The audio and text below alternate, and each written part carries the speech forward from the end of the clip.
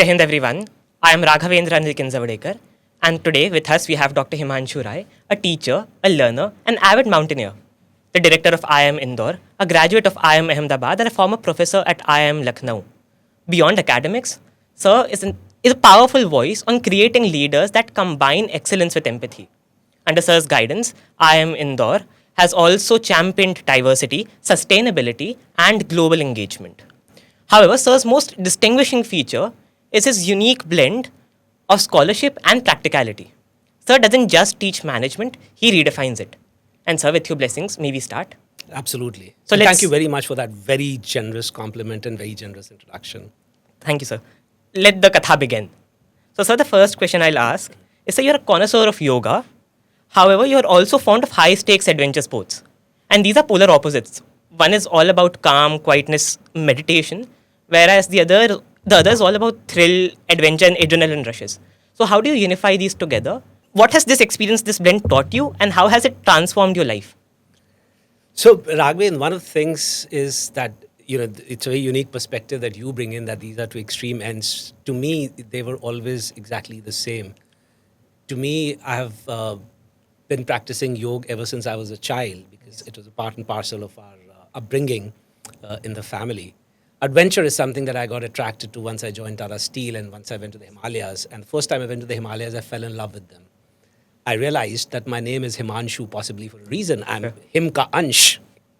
And therefore, I call Himalayas my spiritual abode because that is where I found the purpose of my life. That is where I had that moment of epiphany when I figured out what my life was all about. When I do yoga to me is not merely a set of exercises or breathing. Yoga to me is the way I lead my life. Yes. It's a way I center myself. It's the sthir prajyata that I talk about and something that helps me in what I say, doing nishkam karma, doing whatever I believe is right without thinking about what I'm going to get out of it or where is it going to lead me to, etc., etc. And likewise, the adventure that you spoke about, so when I climb a mountain or when I jump off a plane from 13,000 feet with a parachute, of course, Yes. and when I do the world's longest zip line or I do any of those adventure activities, to me, it again centers me. To me, it again brings me closer to the nature. For example, of these, if I were to say the other adventure activities apart from the climbing the Himalayas and letting the Himalayas, letting me be there, I enjoy the skydive. And that is because when you're falling freely, that free fall of 1 minute when you come from 13,000 feet to 3,000 feet is when you are in that state of bliss. Everything is empty and I have this big smile on my face because I believe at one with nature. Likewise, when I'm doing the zip line, I'm actually chanting in my head and I'm in a state of bliss. So to me, everything actually takes me to that state. So they're not opposites for me. They are taking me and helping me get there. And another thing that combines all of them is courage. Now, one might think that why do you need courage to be a yogi? Because, and this, I mean no disrespect to people who go and meditate in a cave, but to me a true yogi is like who Krishna was, who lived in the world and yet kept himself detached from the world. And that takes courage. Yes, sir. It's far more easier to concentrate when you're sitting on a cave, on a Himalayan mountain or for that matter, anywhere away from the hullabaloo of the world. But it's far more difficult when you are living in this world, this cacophonous world, this crazy world, and yet managing to detach yourself from that and be in touch with yourself. Yes, sir. To me, all of these need courage. So to me, there is a common thread in all of these. Yes, sir. So that's actually quite transforming because I've always viewed these as polar opposites. And then someone who's doing them together and excelling at both of them, then that is something that really surprised me. So the next question, it's about your field, negotiation, because your PhD was based on the morphology of negotiation. So my question, and again, it also somehow approaches your love and passion for the Upanishads, Indian schools of philosophy. So it's basically, so in Western classrooms, concepts like BATNA, the best alternative to a negotiated agreement, these are fundamental. Are there philosophical equivalents in Indian schools of thought? And how can we learn them and how can we use those philosophical equivalents to enrich our understanding of modern negotiations? Okay. So it's a very interesting question. I can see that you've done your homework before making those questions. So, when I did my PhD, I did it in 3 phases. Yes, My own sir. PhD negotiation. The first phase, I interviewed top negotiators of this country and then did something called content analysis by transcribing the interviews. In the second phase, I picked up my favorite book on conflict. And it happens to be my favorite book because it brings out conflict in all the 4 forms, which is intrapersonal, interpersonal, intragroup, and intergroup. And that book is, of course, Mahabharata. So I analyzed the entire Mahabharata, and my first framework of negotiating ability, which is the set of strengths which are required by a person to become a good negotiator, no matter what strategy he or she uses. My first framework of negotiating ability was through the analysis of Mahabharata. Yes, sir. And therefore, there is a very strong underpinning of the Indian knowledge system in my own PhD. Yes, and sir. what it brought out was that negotiating ability is a 5-dimensional construct. And it manifests itself through these 5 dimensions: artfulness, diplomacy, detachedness, fair mindedness, and sagacity. So that is the Indian philosophy, which says that irrespective of what tactic you use, irrespective of what strategy you use, there is a set of fundamental things that you need to have inside you, that you need to hone Yes, sir. in your skill set to become a good negotiator. And then, depending on the situation, you will use a particular skill set. Let me give you a parallel. For example, many people say, okay, who's a good parent? One who can discipline and is a disciplinarian, or one who just loves? The answer is neither. You need to have both. And there will be times when you need to become a disciplinarian, and there will be times when, as a parent, you need to just shower love. But you need to have the capability of having both. And therefore, the Western philosophy of either or Yes, sir. is not something that the Indian philosophy talks about. So I'm not trying to say this is better, that is better, or so on and so forth. What I'm saying is that there is a very fundamental difference in the way we look at things. And the Indian philosophy looks at even negotiation as a part of life because it believes that negotiation is psychologically the most matured way of resolving a conflict. It doesn't say it's the only way. Yes. You can resolve a conflict by using a gun. You can resolve a conflict by ignoring it and hoping that it'll go away. But negotiation is considered to be the psychologically most matured way of resolving a conflict. And our Indian philosophy believes that conflict is a part of life.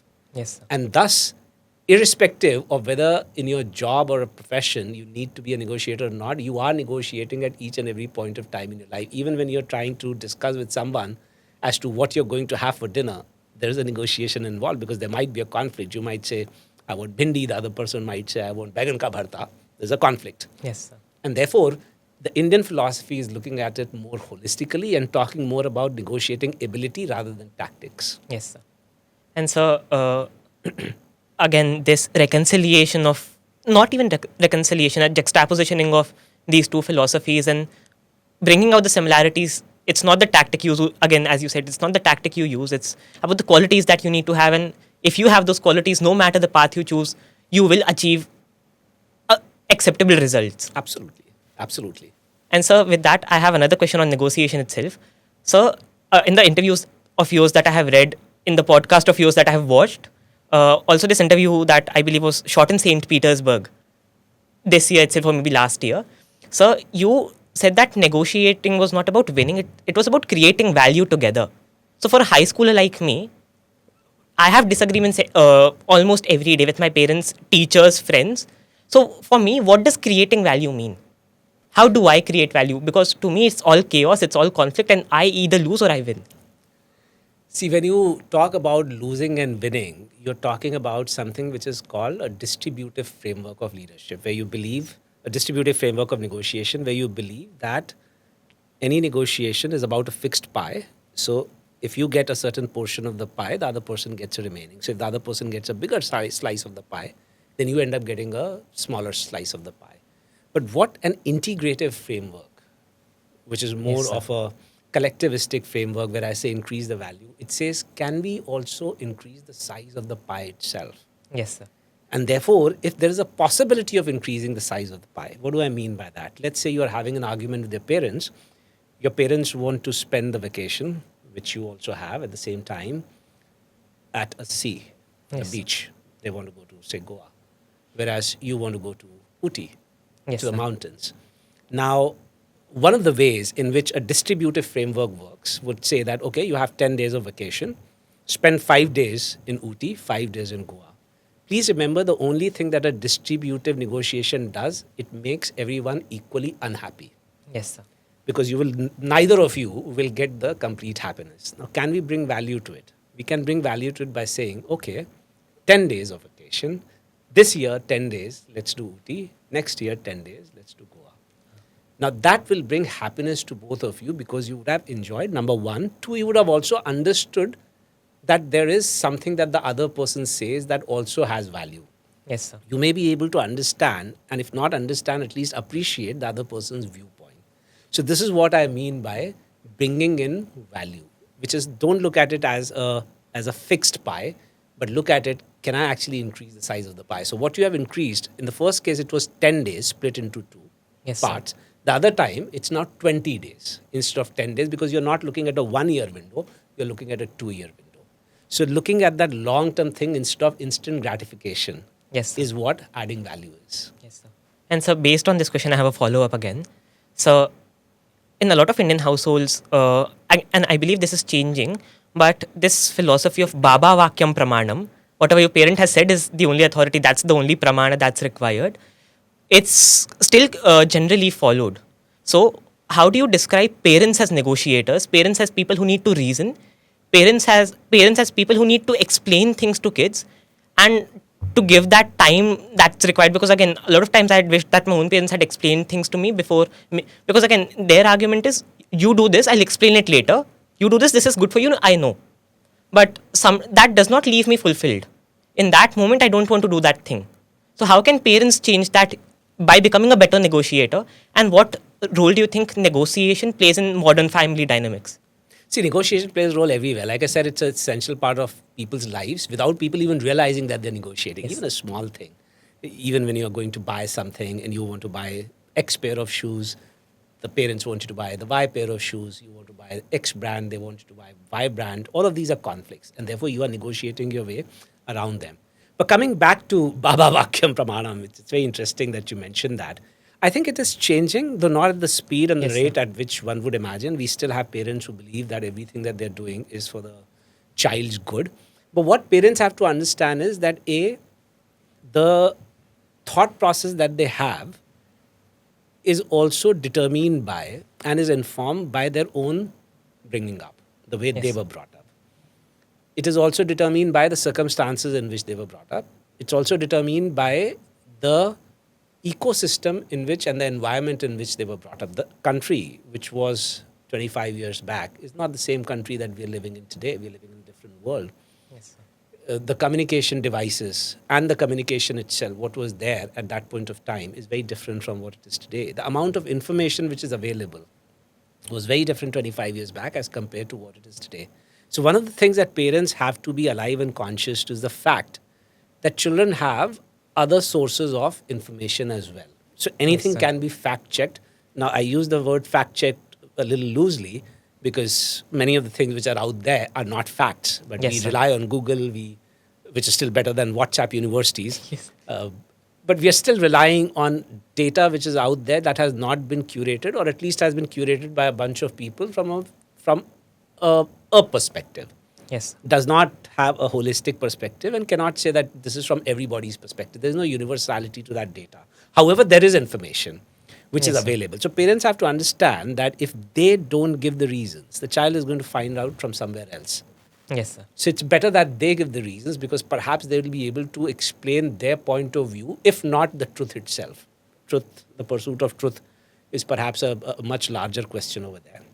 So parents need to change, number one.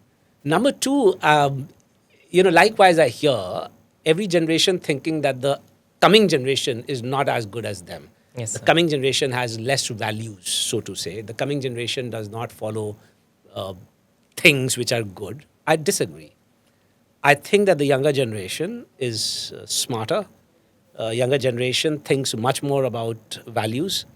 The only thing is that the values that they think about are very different from what perhaps my parents and their generation thought about. Yes. Yes, sir. We were just having a discussion before the podcast. We were talking about environment. I think the younger generation is far more conscious Yes, sir. about the environment, about what damages whatever they do, what damages it causes to the environment, and therefore are fairly critical of what should be done and what should not be done, as compared to my parents' generation or as compared even to my generation.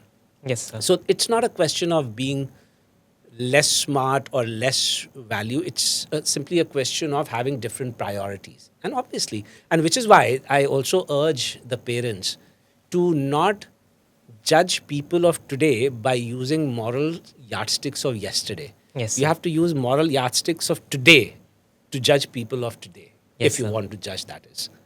And therefore, the moment you understand that, the moment you become aware of that, I think you start considering your children, whether you are a parent or a teacher, more as a co-learner, Yes, more sir. as a person who's journeying together. For example, even the role of teachers has changed, Raghavan. Earlier, the teachers used to be, those people who were perhaps the fountain of all knowledge, speaking from a higher pedestal. But today, for example, at IIM Indore, what we talk about is participant-centered learning. Yes, sir. We say we don't teach, we help people learn. And therefore, teachers also have to start looking at that, and parents also have to start looking at it. Parents can't be people who tell you what to do, but they have to help you understand what needs to be done. So I think this attitudinal change has to come both in parents and teachers alike. Yes, sir. And I believe your answer wonderfully connects to the concept of samadarshana, at least in this specific context, to look at the other person, at your students, as co-learners. Absolutely. And that really is quite insightful. And so now moving on to almost the climax of our discussion, this wonderful discussion. So my question is, my friends and I personally, I'm at sort of this crossroads, and the decisions I make now will stick with me for some time to come. So my question is, how, if you could give a piece of advice to both us, the students, and our parents, to best make that decision, what would it be? I'll give you the same advice which I gave in my speech today, Yes, which is the advice given by Cheshire Cat. The Cheshire Cat asked that question to Alice, who was at the crossroads: where do you wish to be?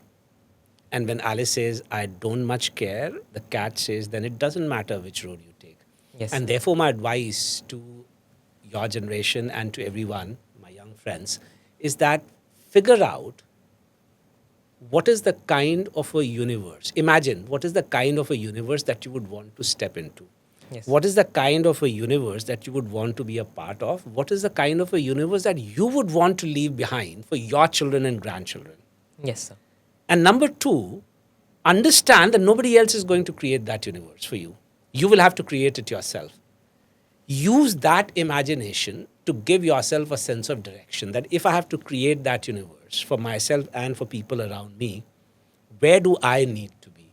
Where should I be headed? Yes. And that should become your pole star. That should become your North Star, which actually gives you a sense of direction. And many times people ask me, how would I know whether I'm successful or not? So long as you're moving closer to that pole star, to that North Star, you're successful. Yes, sir. Don't try to determine your success by comparing yourself with other people, with your batchmates or your schoolmates. Compare only, and this is not even compare, see that you're moving towards the lodestar that you have, the North Star that you have, and you are moving in that direction surely and clearly. Yes, sir. That is my only suggestion. That's a wonderful piece of advice, sir. Thank you so much. My pleasure, darling. I've tried to incorporate that into my day-to-day life now. Wonderful. And sir, the final question that I'll ask is, asking questions, both interpersonal and intrapersonal, is probably the most important part of negotiating. So, sir, my question is, if you could leave us an advice on how to ask good questions to us, the students, to everyone in general, how does one ask good questions? How does one ask not to answer, not to rebut that answer, but to actually learn? That's a very interesting statement that you made, because more often than not, we tend to try and find answers without even figuring out what the question is. Yes, sir. And one of the things that science and history have taught us over and over again, if you ask bad questions, you will get bad answers. If you ask a dumb question, you'll get a dumb answer. For example, I don't know how many of your audience would have read this book called Hitchhiker's Guide to Galaxy. But in the Hitchhiker's Guide to Galaxy, the supercomputer gives an answer saying 42. Yes. And that's when people start wondering, what? what is this an answer to? And the supercomputer says, oh, it'll take me 2 billion years to figure out what was the answer. What is that question to which 42 is the answer? And there, what is being said is that unless you have defined your question very, very clearly, the answer that you get is not going to be a cogent answer. And it's the same with artificial intelligence. So people use ChatGPT without realizing what to ask ChatGPT. So it's if it's garbage in, it's garbage out, which means bad question, bad answer. And therefore, even when it comes to ChatGPT or artificial intelligence, we first teach prompt engineering. Yes, sir. Which is what kind of questions to ask. And therefore, my suggestion to all of you is that have a genuine sense of curiosity. Have a genuine sense of curiosity. What do I mean by that? That when you try to find out something about anything, Yes, sir. in that case, in your head, you should be very, very sure as to what are you going to use it for. Yes, sir. What does it mean to you? And once you have that very clear in your head, that this is what you're going to use it for, this is what it means to you, you will know as to what are the elements of that thing that you wish to know more about. Yes, sir. That kind of a clarity will help you in shaping the right kind of a question. 1. 2, never hesitate in Yes, asking sir. a question, be it in a classroom, be it in a corporate setup, once you step into the corporate life, be it at your home. There is no such thing as a bad question or a dumb question. Yes, sir. It's people who may think of it as that, but as a teacher, for example, no question, according to me, is a dumb question. Every question is a bona fide question because it reflects a sense of curiosity that the other person have, and I have no right to kill the curiosity of the other person. However, there are some people who sometimes ask a question not to actually know something more, but to demonstrate their own latest knowledge. So you will find somebody asking a question, but that question is preceded by long statements, which is talking about what this person actually knows, etc., etc. And then you're wondering, hey, where is the question in all of this? So don't be that person. Be Yes, the sir. former who's asking from genuine curiosity, who's very sure of himself or herself that my question is not dumb and I'm genuinely curious about it. And third, also give due respect to the person you've asked the question to. So, for example, if you ask a question to someone and the person gives you an answer and you do nothing with that answer, Yes, sir. in that you're being disrespectful. So, even if you do not agree with that answer, acknowledge that the person helped you in getting an answer and thank the person for getting that. So, build these 3 things, and I think you'll become wonderful so far as gathering knowledge is concerned. Yes, sir. Thank you so much for that answer, sir. And with that, we come to an end of this session of Katha. And, sir, again, it was a great pleasure having you here. And I would really love to pick your brains again sometime. And thank you so much, sir. It Jai was Hind. my pleasure, Raghavan, and it was such a delight talking to you. And I'm so glad to see someone at your age and someone at the point of time of life that you are in being so curious. So continue being that way. Thank you so Jai much, Hind. sir.